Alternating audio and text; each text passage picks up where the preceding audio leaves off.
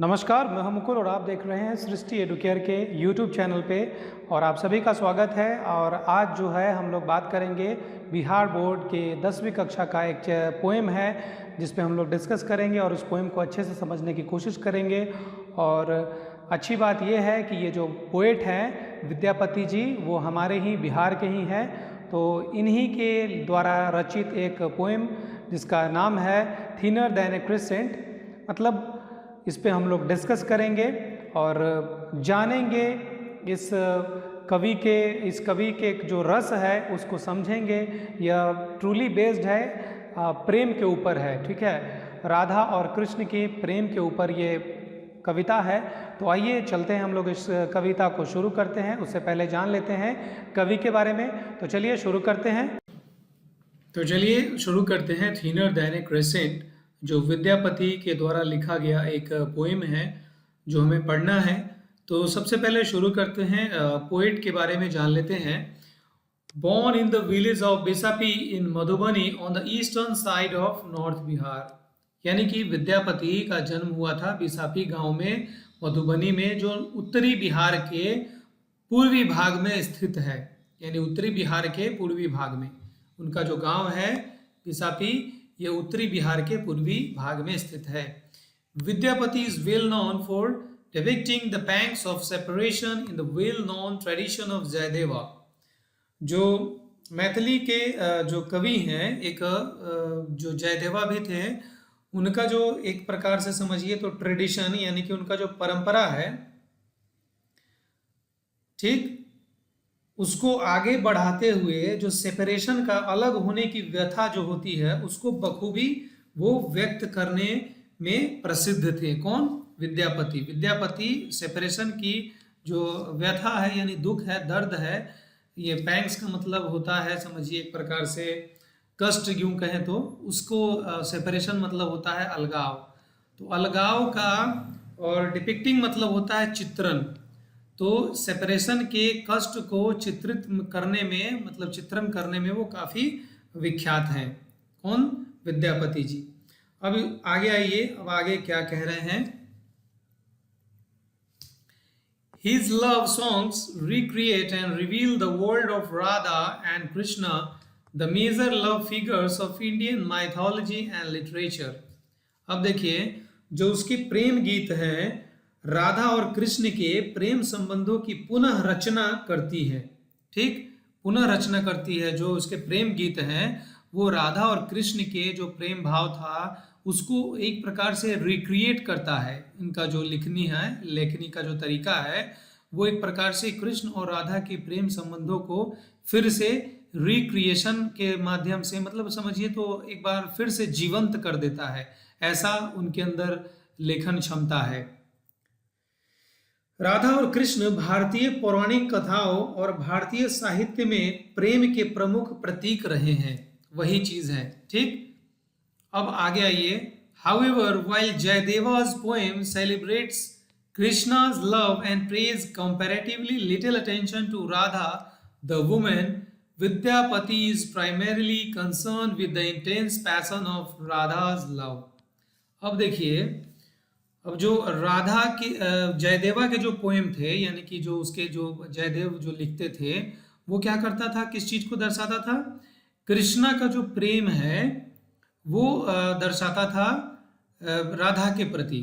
ठीक है, और राधा को कम अटेंशन, यानी कि राधा के प्रेम को उतना नहीं दर्शाता था, क्योंकि मतलब यूं ये नहीं कहना चाहिए, लेकिन राधा द वुमेन, मतलब महिला होने के नाते हम यहाँ पे कह सकते हैं कि वो पुरुष को ज़्यादा बढ़ा चढ़ा कर दिखाते थे और महिला को नहीं दिखाते थे। लेकिन यहाँ पे क्या है, Vidyapati is primarily concern with the intense passion of Radha's love. Vidyapati जो है वो सबसे ज्यादा चिंतित किस चीज के लिए है? राधा के प्रेम। राधा का मतलब जो प्रेम है, वो जो कृष्ण के प्रति जो राधा का प्रेम है, उसको ये बखूबी दर्शाते थे। ठीक, at once sensual, descriptive and dramatic, Vidyapati's song range beyond the mythological, only to find their place in the heart of a human lover whose dreams and desires never die। अब देखिए, राधा के कृष्ण के जो है गहरी भावनाओं से अधिक जुड़े हैं।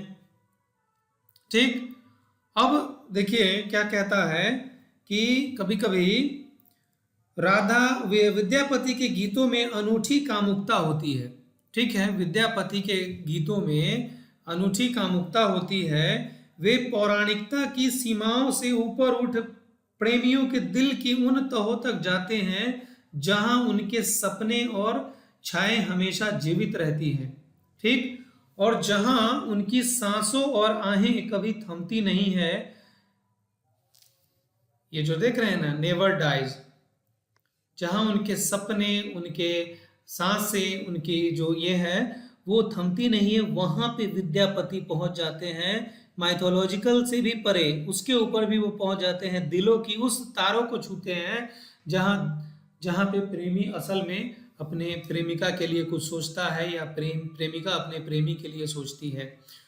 वो size and cries never and, जहां उनकी आहें और जो सिसकियां हैं वो कभी खत्म नहीं होती हैं। अब देखिए, the present poem is in the form of a report from a friend of Radha to lord Krishna. ये जो प्रेजेंट पोएम है जो हम लोग पढ़ रहे हैं वो क्या है, एक रिपोर्ट है, यानी कि समझिए कि एक अपने दोस्त के लिए, एक राधा की एक फ्रेंड है तो महिला मित्र ही होंगी वो, चूंकि राधा महिला है तो वो अपने महिला मतलब मित्र को देख करके, राधा को देख करके उसके पीड़ा को, उसके कष्ट को नहीं सह पाती है और राधा का जो दुख है, दर्द है, वो कृष्ण को जाकर के बताती है। ठीक, तो यही कह सकते हैं कि जानकारी है जो राधा की एक सहेली कृष्ण को देने जाती है। अब देखिए, the lord has had no occasion to meet Radha for some time. जब कृष्ण भगवान को कुछ समय के लिए समय नहीं था, मतलब मिल पाया, कोई मौका नहीं मिल पाया राधा से मिलने के लिए, तब की ये घटना है। The young girl took this to heart, इसको दिल पे ले लिया। ठीक है, consequently her health began to fail. Greatly concerned over his condition of Radha, the anonymous friend runs to Lord Krishna to report this. अब क्या होता है, वो कृष्ण भगवान राधा से कुछ दिनों के लिए नहीं मिलते हैं तो राधा नाराज हो जाती है, इस बात को अपने दिल पे ले लेती है कि आखिरकार क्या हुआ कि कृष्ण हमसे नहीं मिल रहे हैं। और उसके साथ क्या होता है, कॉन्सिक्वेंटली मतलब जिसके फलस्वरूप राधा का हेल्थ जो है वो गिरना स्टार्ट होता है, बिगेन टू फेल। अब उसका जो हेल्थ है वो कम होने लगता है, यानी कि वो उदास सी, चिड़चिड़ी सी, मायूस सी रहने लगती है, ना खाती है ना पीती है।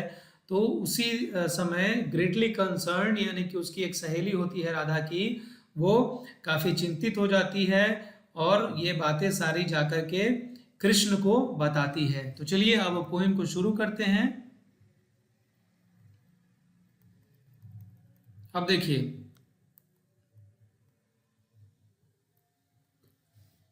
क्या है, Her tears carved a river and she broods on its bank, hurt and confused.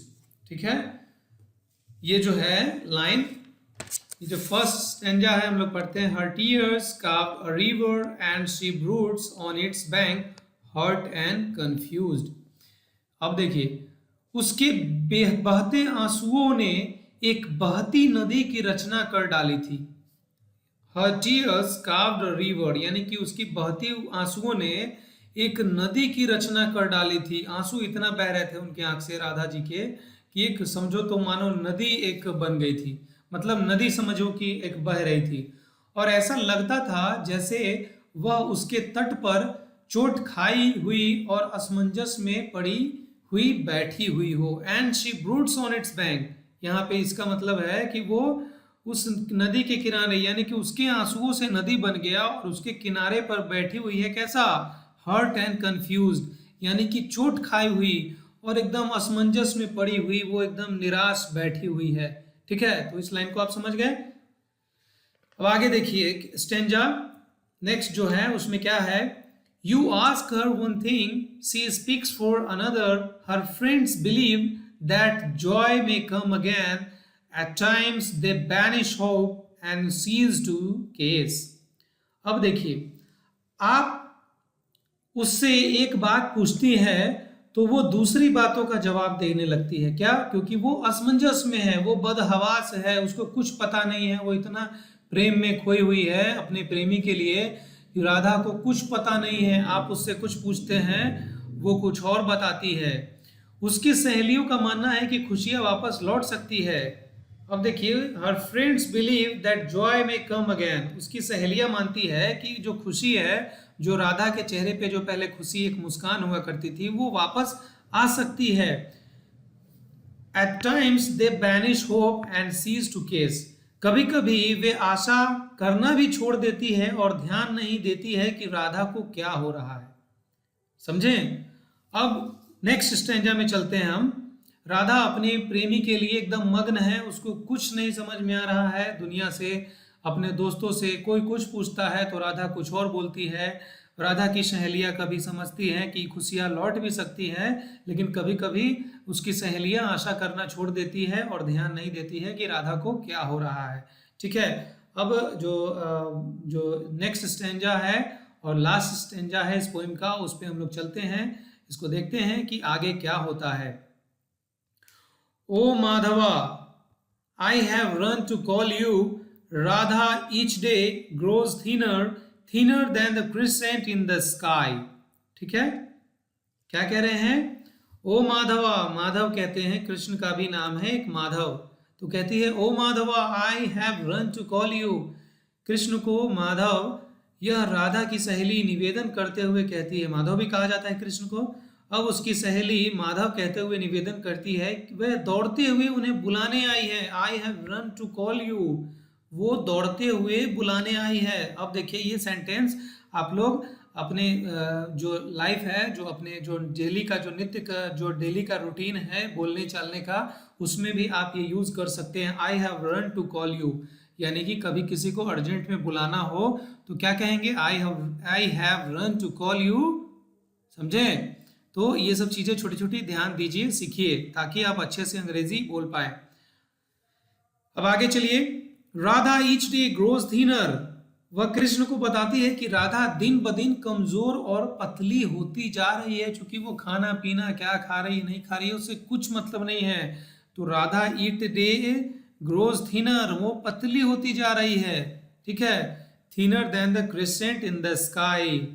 कितना, कैसा पतली होती जा रही है? इतनी पतली हो गई है कि जो अर्ध चंद्र होता है, मान लीजिए इतना पतला, जो चंद्रमा अर्ध चंद्र के दिन दिखता है, इससे भी पतली हो गई है राधा, एकदम पतली हो गई है। तो बोल रहा है कि वो एकदम पतली हो गई है, मायूस हो गई है। आपके प्रेम में वो इतना डूब चुकी है, इसीलिए मैं आपको बुलाने आई हूँ। तो ये समझिए कि एक रिपोर्ट था, एक जो राधा की एक मित्र थी, वो राधा के प्यार को, राधा के प्रेम को जो कृष्ण के प्रति था, जब कृष्ण भगवान उनसे कुछ दिनों के लिए नहीं मिलते हैं तो राधा इतनी व्याकुल हो जाती है कि वो शुद्ध बुद्ध खोकर के, बेसुध होकर के रोती रहती है। और उसकी जो सहेली है उससे देखा नहीं जाता है, तो वो सारी चीज़ों को ले जा कर के कृष्ण को बताते हैं। तो ये पोएम यहीं पे समाप्त होता है। आशा करता हूँ कि आप लोग को ये पोएम अच्छे से समझ में आया होगा। अगर अच्छे से समझ में आया होगा तो आप लोग अपने मित्रों को भी शेयर कीजिएगा, उनको बताइएगा कि सृष्टि एडुकेयर में आप लोगों के पढ़ने के लिए सामग्रियाँ उपलब्ध हैं।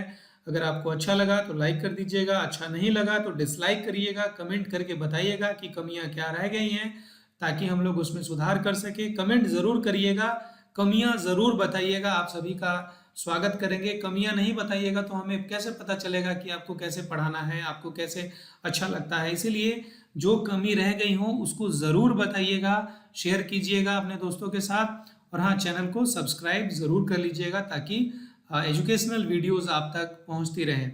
तब तक के लिए जय हिंद, जय बिहार।